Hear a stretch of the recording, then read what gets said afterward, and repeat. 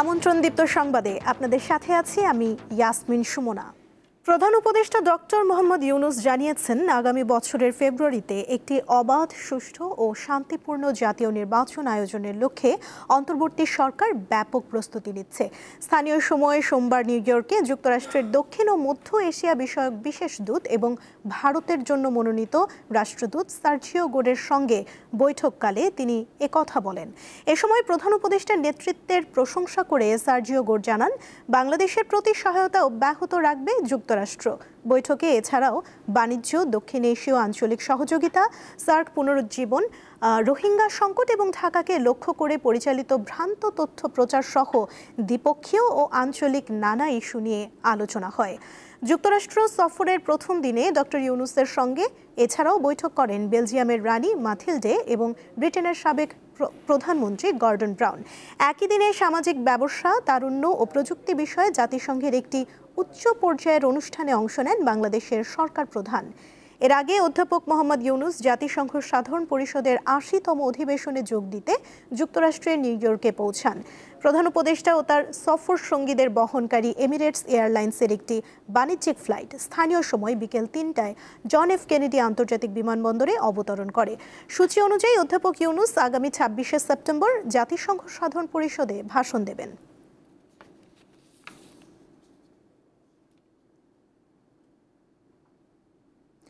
যুক্তরাষ্ট্র সফররত প্রধান উপদেষ্টা ডক্টর মোহাম্মদ ইউনুসের সঙ্গে সাক্ষাৎ করেছেন নিউ ইয়র্কে বন্দুকধারীর হামলায় নিহত পুলিশ কর্মকর্তা দিদারুল ইসলামের পরিবারের সদস্যরা।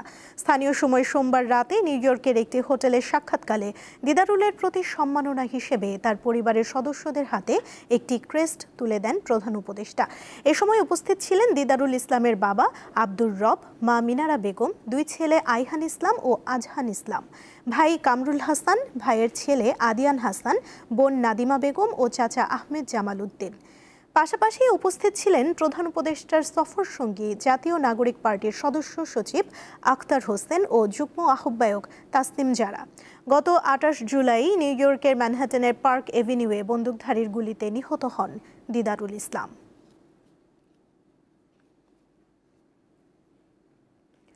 পোষ্য কোটা নিয়ে পরিস্থিতি উত্তপ্ত হওয়ার পর রাকসুর ভোট গ্রহণ ২৫শে সেপ্টেম্বরের পরিবর্তে ১৬ই অক্টোবর নির্ধারণ করেছে নির্বাচন কমিশন।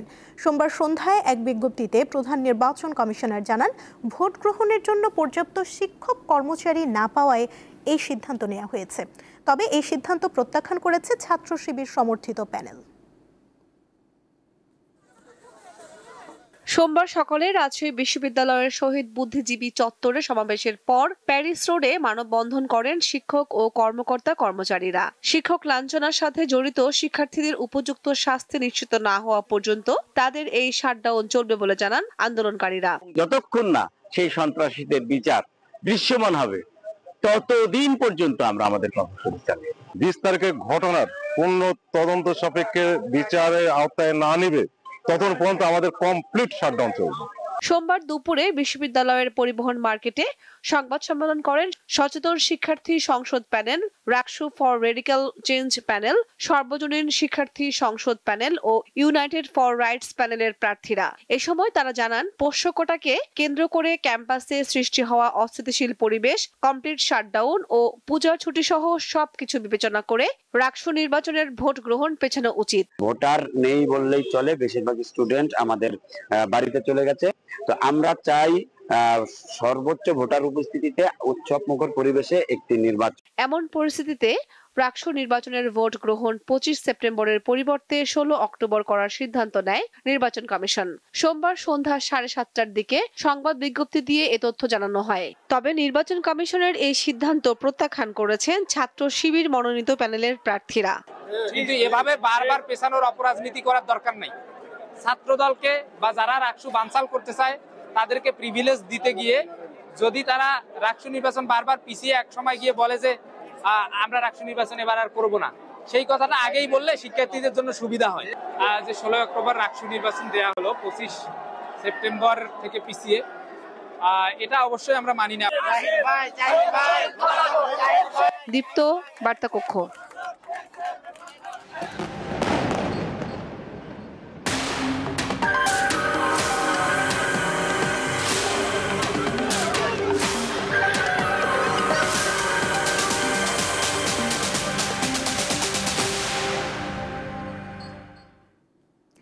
ফিলিস্তিনকে স্বাধীন ও সার্বভৌম রাষ্ট্র হিসেবে এবার আনুষ্ঠানিক স্বীকৃতি দিয়েছে ফ্রান্স ও বেলজিয়াম। এই স্বীকৃতির মধ্য দিয়ে ফিলিস্তিন ইস্যুতে আন্তর্জাতিক সমর্থন আরও বৃদ্ধি পেল। স্থানীয় সময় সোমবার নিউ ইয়র্কে জাতিসংঘের বার্ষিক সাধারণ পরিষদের বৈঠকের আগে ফ্রান্স এই স্বীকৃতি প্রদান করে। এছাড়াও ফিলিস্তিনকে স্বীকৃতি দিয়েছে বিশ্বের আরও 3টি দেশ। জাতিসংঘ অধিবেশনের প্রাক্কালে নিউ ইয়র্কে আয়োজিত আন্তর্জাতিক সম্মেলনে অ্যান্ডোরা, মোনাকো ও লুক্সেমবার্গ তাদের সমর্থনের কথা জানায়। এছাড়া গাজার ভয়াবহ মানবিক বিপর্যয়ের প্রেক্ষাপটে সেখানে শান্তিরক্ষী পাঠাতে প্রস্তুত ইন্দোনেশিয়া, এমনটাই জানিয়েছেন দেশটির প্রেসিডেন্ট প্রাবোয়া সুবিয়ান্তো। একই দিন সম্মেলনে বক্তব্য দেন জাতিসংঘের মহাসচিব অ্যান্টনিও গুতেরেস। ফিলিস্তিন ইস্যুতে তিনি আবারও দ্বিরাষ্ট্রভিত্তিক সমাধানের প্রতি নিজের সমর্থন ব্যক্ত করেন। রাষ্ট্র হিসেবে স্বীকৃতি দেয়া দেশগুলোর প্রতি কৃতজ্ঞতা জানিয়েছেন ফিলিস্তিনের প্রেসিডেন্ট মাহমুদ আব্বাস। জাতিসংঘ সাধারণ পরিষদের চলতি অধিবেশনে ভার্চুয়ালি যোগ দিয়ে তিনি একথা জানান। সংবাদ মাধ্যম আল জাজিরা জানায়, যুক্তরাষ্ট্র মাহমুদ আব্বাসের ভিসা না দেয়ায় তিনি ভিডিও বার্তার মাধ্যমে সম্মেলনে বক্তব্য রাখেন। আব্বাস বলেন, যেসব দেশ এখনও ফিলিস্তিনকে স্বীকৃতি দেয়নি তাদের একই পদক্ষেপ নেয়ার আহ্বান তার। ফিলিস্তিনি কর্তৃপক্ষ জাতিসংঘে পূর্ণাঙ্গ সদস্য পদের জন্য সমর্থন চাইছে বলেও উল্লেখ করেন তিনি। বাংলাদেশে আটক অচলা সরকার নামের এক ভারতীয় নাগরিককে হস্তান্তর করেছেন বিজিবির সদস্যরা। সোমবার বিকেলে নওগাঁর সাপাহার বামনপাড়া বিওপি সীমান্তে পতাকা বৈঠকের পর তাকে হস্তান্তর করা হয়। এ সময় দুই দেশের কর্মকর্তারা উপস্থিত ছিলেন। জানা যায়, ভারতের মালদা জেলার বামনগোলা থানার কাশিবপুর গ্রামের তসর সরকার ও ললিতা সরকারের মেয়ে নূপুর ওরফে অচলা সরকার গত মে মাসে ভারত থেকে অবৈধভাবে বাংলাদেশে অনুপ্রবেশের চেষ্টা করে। এ সময় সীমান্তে দায়িত্বরত বিজিবির সদস্যরা তাকে আটক করে। পরবর্তীতে আদালতের রায় অনুযায়ী সকল আইনি প্রক্রিয়া অনুসরণ করে অচলাকে হস্তান্তরের সিদ্ধান্ত হয়। উত্তর বঙ্গোপসাগর ও তৎসংলগ্ন এলাকায় একটি লঘুচাপ সৃষ্টি হয়েছে বলে জানিয়েছে আবহাওয়া অধিদপ্তর। সেই সঙ্গে বুধবার পূর্ব মধ্য বঙ্গোপসাগর ও তৎসংলগ্ন উত্তর বঙ্গোপসাগর এলাকায় আরেকটি লঘুচাপ সৃষ্টির সম্ভাবনা রয়েছে বলে জানিয়েছে সংস্থাটি। আবহাওয়া পূর্বাভাসে আরও বলা হয়, দেশের 7টি অঞ্চলের উপর দিয়ে দুপুরের মধ্যে ঝড় বয়ে যেতে পারে। এর মধ্যে খুলনা, বরিশাল, পটুয়াখালী, নোয়াখালী, কুমিল্লা, চট্টগ্রাম এবং কক্সবাজার অঞ্চলের উপর দিয়ে ঘন্টায় 45 থেকে 60 কিলোমিটার বেগে অস্থায়ীভাবে দমকা অথবা ঝোড়ো হাওয়া সহ বৃষ্টি বা বজ্র বৃষ্টি হতে পারে। এসব এলাকার নদীবন্দরকে 1 নম্বর সতর্ক সংকেত দেখাতে বলা হয়েছে। এশিয়া কাপে আজ সুপার 4-এ মুখোমুখি হবে পাকিস্তান ও শ্রীলঙ্কা। আবুধাবিতে ম্যাচ শুরু হবে রাত 8:30টায়। সুপার 4-এ নিজেদের প্রথম ম্যাচে বাংলাদেশের কাছে হেরেছে শ্রীলঙ্কা আর ভারতের কাছে হেরেছে পাকিস্তান। তাই এই ম্যাচে যে হারবে তাদের ফাইনাল খেলার সম্ভাবনা প্রায় শেষ হয়ে যাবে। নেট রান রেটে অনেক পিছিয়ে থাকা পাকিস্তানকে ফাইনাল খেলতে হলে শ্রীলঙ্কা ছাড়াও বাংলাদেশের সাথে জিততে হবে। একই সমীকরণ থাকবে লঙ্কানদের ক্ষেত্রেও।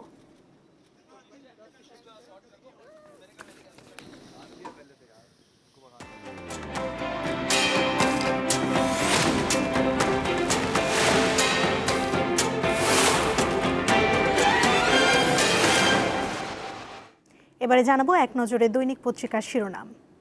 আমাদের হাতে রয়েছে যুগান্তর পত্রিকা, যার প্রধান শিরোনামে আমরা দেখতে পাচ্ছি, রাবিতে কমপ্লিট শাটডাউন, পিছিয়ে গেল রাকসু নির্বাচন। ভোট গ্রহণ 16 অক্টোবর, ভোট পেছালো বিএনপি পন্থী শিক্ষকদের নির্বাচন বানচালের ষড়যন্ত্র, জানিয়েছে শিবির। লাঞ্ছনায় জড়িতদের ছাত্রত্ব বাতিল চান শিক্ষক কর্মকর্তারা। এদিকে ফিলিস্তিনকে ফ্রান্সের স্বীকৃতি ঘোষণা দেওয়ার পথে আরও 5 দেশ। ঢাকার সঙ্গে যোগাযোগ বিচ্ছিন্নের ছক, মহাসড়কে নাশকতার টার্গেট 5 পয়েন্ট। কার্যত নিষিদ্ধ আওয়ামী লীগের পলাতক নেতাদের দুর্ভিসন্ধি। গাজীপুরে লাখো মানুষের সমাবেশ ঘটানোর গোপন তৎপরতা। 15 জেলা থেকে ঢাকায় প্রবেশমুখ নারায়ণগঞ্জ, কাঁচপুরে নৈরাজ্য সৃষ্টির পায়তারা। কুমিল্লা, ফরিদপুরের ভাঙ্গা ও টাঙ্গাইলে অতিমাত্রায় সক্রিয় আওয়ামী লীগ। আরও দেখতে পাচ্ছি, আসন্ন ত্রয়োদশ সংসদ নির্বাচন, 87 আসনে বিশেষ নজর বিএনপির। সমকাল পত্রিকার প্রধান শিরোনামে রয়েছে, সরকারি হাসপাতালের 518 জরুরি চিকিৎসা যন্ত্র বিকল, রোগীদের ভোগান্তি। MRI, CT scan, cath lab সহ ভারী যন্ত্র 49টি, অপারেশন থিয়েটারে ব্যবহৃত যন্ত্র 102টি, লাইফ সাপোর্টে ব্যবহৃত যন্ত্র 135টি। এদিকে নানা ঘটনার পর রাকসুর ভোট পেছালো 20 দিন। প্রতিবাদে শিবিরের বিক্ষোভ, ছাত্রদল সহ অন্যদের আনন্দ মিছিল। ক্যাম্পাস ছেড়েছেন অধিকাংশ শিক্ষার্থী। আরও রয়েছে চট্টগ্রাম বিশ্ববিদ্যালয় নিয়ে প্রতিবেদন। প্রচার শুরু না হলেও নানা কৌশলে মাঠে ছাত্র শিবির। এদিকে প্রথম আলো পত্রিকার প্রধান শিরোনামে রয়েছে ফিলিস্তিনকে শক্তিধর পশ্চিমাদের স্বীকৃতি, তবু চলছে জাতিগত নিধন। এ নিয়ে রয়েছে প্রথম আলোতে প্রতিবেদন। কালের কণ্ঠ পত্রিকার প্রধান শিরোনামে আমরা দেখতে পাচ্ছি বসুন্ধরা স্মার্ট সিটিতে আস্থা বিনিয়োগকারীদের। এ নিয়ে রয়েছে প্রতিবেদন। আবাসন বিপ্লবের সফল স্বপ্নদ্রষ্টা। দিকে 6 মেট্রো স্টেশন ঘেরা, যোগাযোগে নতুন দিগন্ত। দেশসেরা শিক্ষা প্রতিষ্ঠান বসুন্ধরায়, এআই প্রযুক্তির নিশ্চিন্দ্র নিরাপত্তা সেবা। এবারে রয়েছে আজকের পত্রিকা। আজকের পত্রিকার প্রধান শিরোনামে রয়েছে পিছিয়ে গেল রাকসুর ভোট, রাজশাহী বিশ্ববিদ্যালয়ে নিয়ে প্রতিবেদন। নির্বাচন হবে 16 অক্টোবর। ছাত্রদল সমর্থিত প্যানেল সহ 5 প্যানেলের দাবিতে পেছালো ভোট। ক্ষুব্ধ ছাত্র শিবিরের বিক্ষোভ, দেবে কর্মসূচি। পরিস্থিতি কোনো অবস্থাতেই ভোটের অনুকূলে নয় বলল নির্বাচন কমিশন। এদিকে স্বাধীন ফিলিস্তিন রাষ্ট্রের স্বীকৃতি, পশ্চিমাদের স্বীকৃতি, মধ্যপ্রাচ্য নিয়ে নতুন রাজনীতির সূচনা। এদিকে ফিলিস্তিনকে স্বীকৃতি দিচ্ছে আরও 6 দেশ। বণিক বার্তা পত্রিকার প্রধান শিরোনামে রয়েছে রোহিঙ্গাদের ভাষান্তরে স্থানান্তর ভুল ছিল কি, এ নিয়ে রয়েছে প্রতিবেদন।